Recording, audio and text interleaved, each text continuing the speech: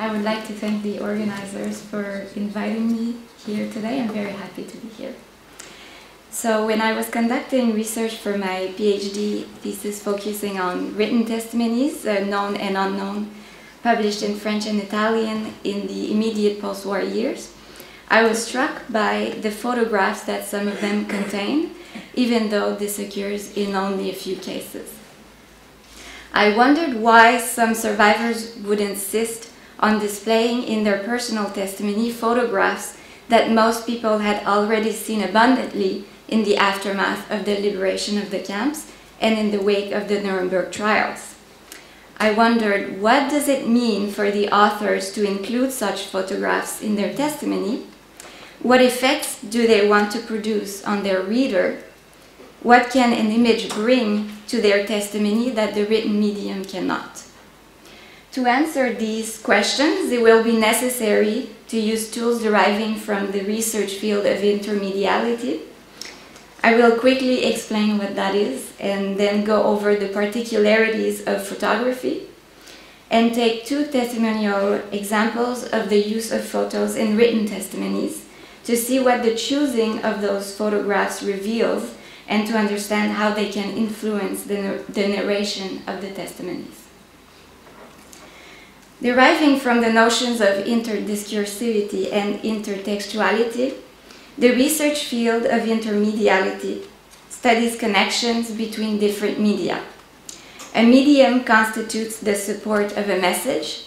As such, the former influences the latter, hence the importance that is given to technology in research on intermediality. The evolution of an oral culture to a writing system, the invention of the printing press, the emergence of the internet necessarily transform the content of that message.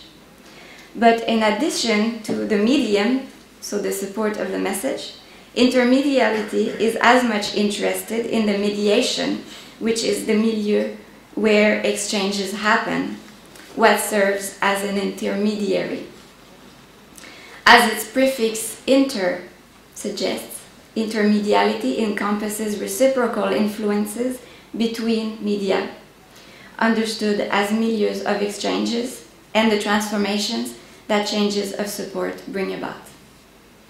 The recurrence of photography in a few testimonies of the Nazi camps brings me to think that their authors, conscious that their words are constantly at risk of being put into question, try to appropriate an attribute of photography, self-authentication.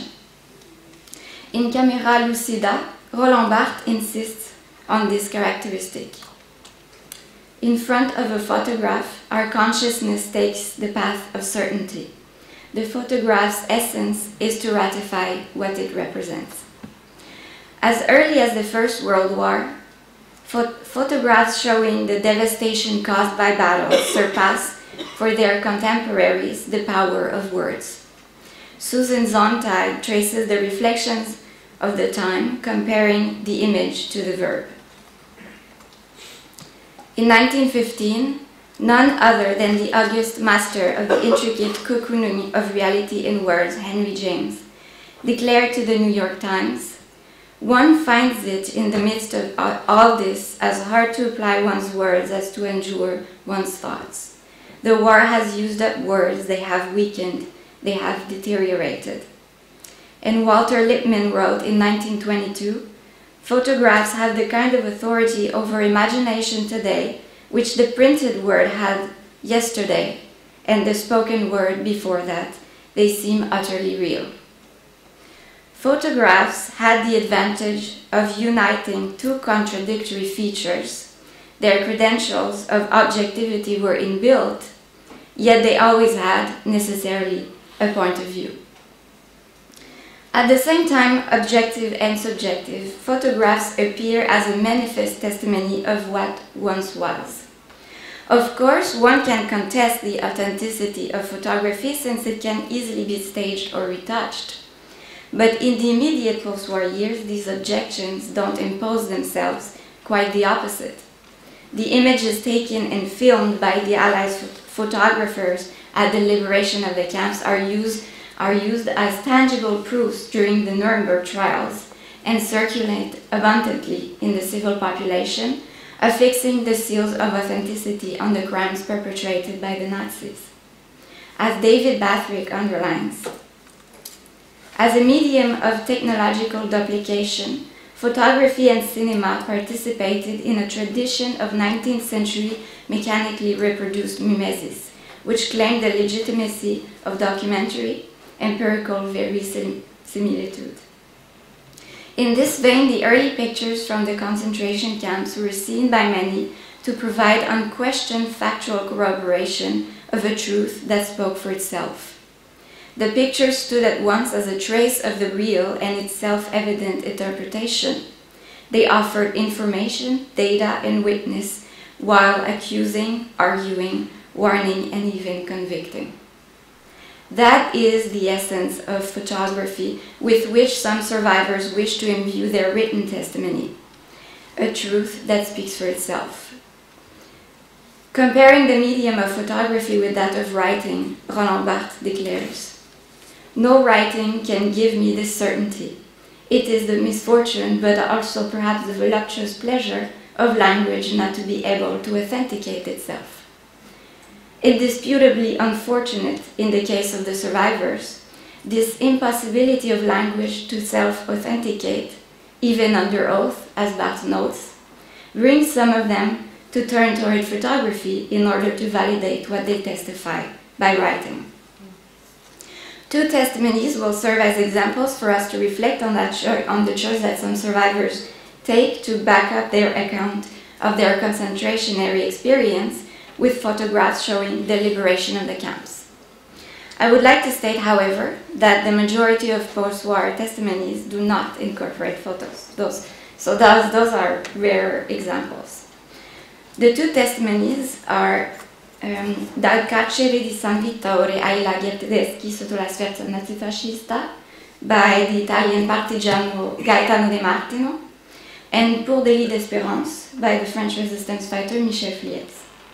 I selected these two accounts because each of them is representative of two different ways survivors tend to use photographs in their testimonies, the two ways relating to both ethical and narrative choices. The use of photographs in written testimonies is a form of intermediality that Irina Orejevsky calls media combination, which implies that a certain medium product results from the blending of at least two conventional media, what we find, for instance, at the opera or in a movie. In our case, the written medium gives way to the medium of photography within the boundaries of the testimony. Being unable to grant the quality of self-authentication of photography to the written medium they select to tell of their experience, these authors decide to supplement it by adding some photos taken by the Allies at the liberation of the camps, hence adopting someone else's viewpoint in their book. In order perhaps to soften this narrative discontinuity, or simply to take part in the social discourse surrounding the subject of the Nazi concentration camps through the medium of photography, the survivors accompany the images with small captions that comment them subjectively. Gaetano De Martino includes photographs in his testimony, free and incarcerated partigiani, portraits of some of his companions, as well as photos representing the camps that obviously show only their liberation, which is to say, showing highly unusual moments of the so-called camp life. According to De Martino himself, his first conception of the usefulness of the photographs consists of preventing a potential denial from the part of the Germans. But the downside of the photos that he selects for his testimony, as well as their gloss, is that they blur rather than guide the reader's understandings of the Nazi camp system. Indeed, De Martino, who was incarcerated in the camps of Mauthausen and Ebensee, disseminates in his testimony photos taken by the Allies in Buchenwald and in Nordhausen-Dora. without, however, mentioning this spatial discrepancy. A gap widens between his written narration of the camp experience and the photographic representations that he offers of it. One can argue that De Martino was trying to show the universality of the camp experience. It is, in fact, the goal of his testimony, as he says himself in his preface. But nevertheless, in refraining from specifying the provenance of the photos, he maintains the confusion around the ways he uses to achieve it. While the main characteristic of photography, the truth that speaks for itself, must be immediately recognizable by showing straight away the extent of Nazi cruelty, the historical truth, in this case, is left impaired. Every camp had its particularities that cannot be ignored without causing damaging misunderstandings. As an example of this, let's take the comment of De Martino under the image representing American soldiers walking between rows of dead bodies in Nordhausen, Dora. It says, "In the camps the massacre is completed. The crematorium will have work to do." Though it is true that there were crematoria in Dora, the thousands of bodies that the Americans found upon their arrival were not cremated, as De Martino pretends, but were buried in mass graves that civilians from the city of Nordhausen were forced to dig up under the supervision of Allied soldiers. Since he was not incarcerated in Dora, Gaetano De Martino had slim chances of knowing the gruesome details of the liberation of that camp. The validity of his knowledge from his personal experience of Mauthausen and Ebensee dwindles when faced with images coming from other camps. Furthermore, the rhetoric of his comment, placed under the photo, that probably tries to be as impactful as the image, betrays a tendency for the poetics of shock value rather than for the respect of the truth. Here lies the paradoxical challenge of using photographs in written testimonies.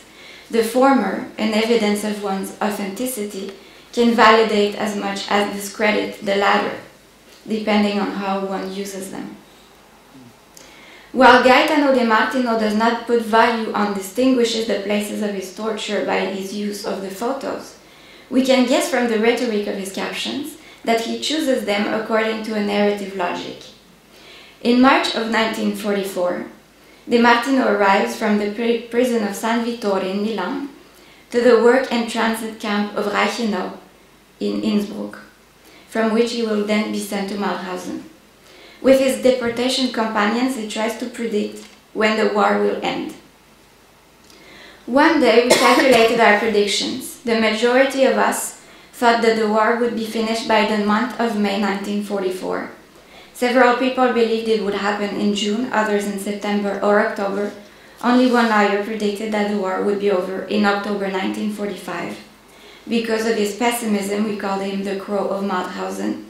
But alas, our optimism was not based on anything, as the facts demonstrated later. The narration of his optimistic predictions of the recent Italian deportees spans 2 pages, between which is inserted a photograph showing 3 prisoners of Buchenwald that the author describes in his caption as being all skin and bones. The location of the photo at this particular moment of his testimony, when the prisoner De Martino and his companions do not yet know of the sufferings that they will endure in Mauthausen, and when their predictions are off by 1 whole year, an information that any post-war reader is well aware of, serves a precise narrative role. The image chosen by De Martino is used as a prolepsis, the literary equivalent of a cinematic flash-forward, showing what the prisoners will soon be reduced to. And in this very function, the image also produces an effect of cruel irony, since the deportees, still so naive on the threshold of their agony, have so much difficulty imagining that their hardship could be prolonged another year. As for the other 2 photos, placed in a section of De Martino's testimony relating the differences of nationalities in Ebensee, they are much less well integrated into the narrative.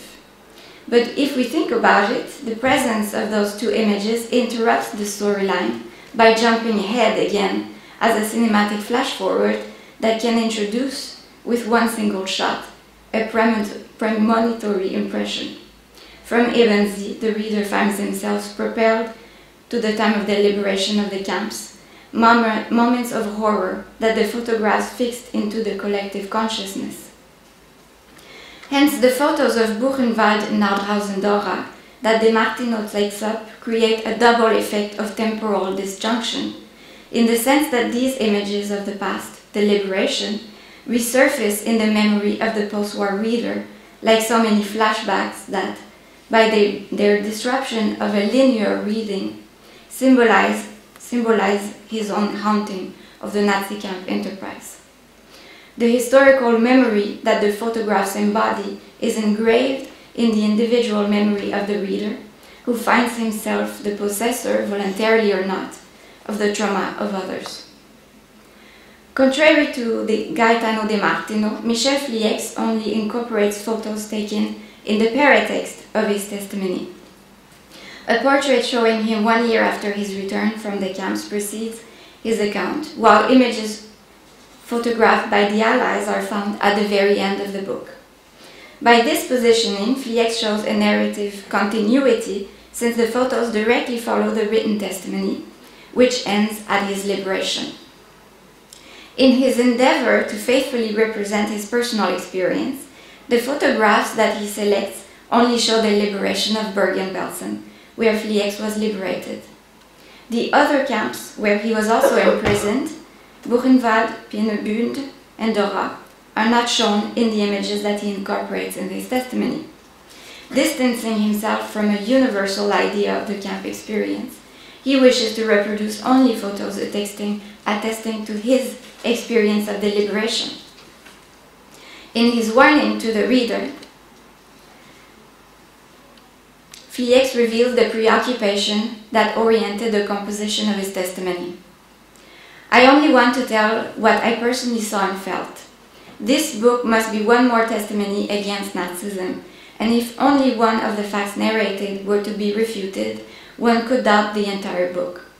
Moreover, if I added to it the innumerable accounts, sometimes even more horrible than my own, that were told to me by my companions, my relation would perhaps be of more interest, but it would take a compilatory form that could displease. Guaranteeing the exactness necessary to his testimony's credibility, the choice made by Flieix to avoid the compilatory form of accounts by telling only his own also extends to the photographs, hence his strict selection of images representing only Bergen-Belsen. The first example shows the commandant of the camp, Josef Kramer, under surveillance by Allied soldiers. Having no spectacular aspect to it, this image of liberation does not aim at impressing the reader, but at being one more testimony against Nazism, as Flieix says in his warning. Taking on an accusatory quality, this photo personally denounces Kramer, while putting a face on one of the actors of the National Socialist regime.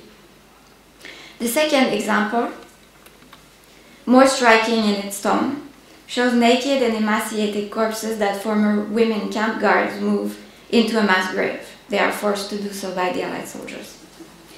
Flieix's caption, which says, "Some women, SS fat and well-fed, take the corpses of their victims out of the lorries to put them in the mass graves." So Flieix's caption, with its pleonastic turn of phrase insisting on the corpulence of the SS women, putting the emphasis on the extreme disparity between the fleshy torturers and their skeletal victims, focuses its attention on the guards. By this subjective touch that Flieix adds, as well as the effect of accumulation that the series of photographs brings, taking on a resemblance to exhibits, because the previous photos before that show a mass grave full of bodies, then the Commandant Kramer unchained, and then prisoners crouching down over a litter-filled ground. The photograph, as well as the one analyzed previously, takes an accusatory form underlining the crimes committed by the Nazis. By adding the caption making explicit for his reader what he should notice, Flieix tries to fill in the fault of photography compared to writing that Roland Barthes puts forward. Such is the photograph, it cannot say what it lets us see. The immediate combination of the two media, the photo and its written caption, taking up a didactic function, helps see the photograph while making it speak. In conclusion, the choice made by Gaetano De Martino and Michel Flieix to incorporate photos into their written testimony reflects their respective priorities. The Italian survivor wishes to underline the criminal scale of the camp enterprise with the help of images and shock phrases emblematic of his own indignation, while the former French deportee prefers to make sure of the exactness of his testimony by using photographs with an accusatory tone representing what he witnessed himself. In a notable way, revealing their instinctive understanding of what will hit the collective imaginary, the two survivors take up photographs that will become iconic in the following decades, forming the subjects of comments of both David Bayfrick and Cornelia Brink, for example. Though it is true some of these photos do not always represent the personal experience of the survivors that reproduce them, like De Martino, the mere use of these images indicate the will of the survivors to put their written account in dialogue with other mediatic modes of testimony. Furthermore, the integration of photography of these photographs abundantly circulating in the civil sphere in the wake of the liberation of the camps and the Nuremberg trials characterizes a deliberate intention to appropriate the memorable attributes of the photographic medium. As Georges Didier Huberman notes, photography shows a particular ability to curb the fiercest will to obliterate. Photography works hand in glove with image and memory, and therefore possesses their notable epidemic power. Resorting to photography presents not only a proof of what once was, but also the trace of the survivors' profound reflections on the best ways to testify to an experience such as theirs. Questioning the reach of their medium of predilection, writing, they try above all to borrow from photography mediatic qualities that language cannot offer, self-authentication, as well as the memorability of an epidemic power distinctive of image. Intermediality then presents itself, for some survivors, as a good way to combine the detailed expansion of the written medium and the striking immediacy of image. Personal experience and empirical proof, subjectivity and objectivity, hence reactivating the commonplace idea that photography is an objective imitation of reality, whereas in fact it adopts the viewpoint of the camera's operator, if only by the choice that framing requires. Thanks to the hybrid characteristic that the intermediality of testimony brings, Gaetano De Martino and Michel Flieix, each in his own way, by using shock value photos underlining the universality of the camp experience, by using accusatory photos likened to exhibits, carry out a metaphorical reconstruction of a trial in which victims' testimony, photographic proof, and indictment alternate. These testimonies, published in the immediate post-war period that uncovers throughout Europe countless scenes of an unprecedented crime, exposing the limits of language and imagination, in this period marked by a clash between writing and image, and by the Nuremberg trials. These testimonies are also the witnesses of their time and the profound mutations that accompany the post-war period. Thank you.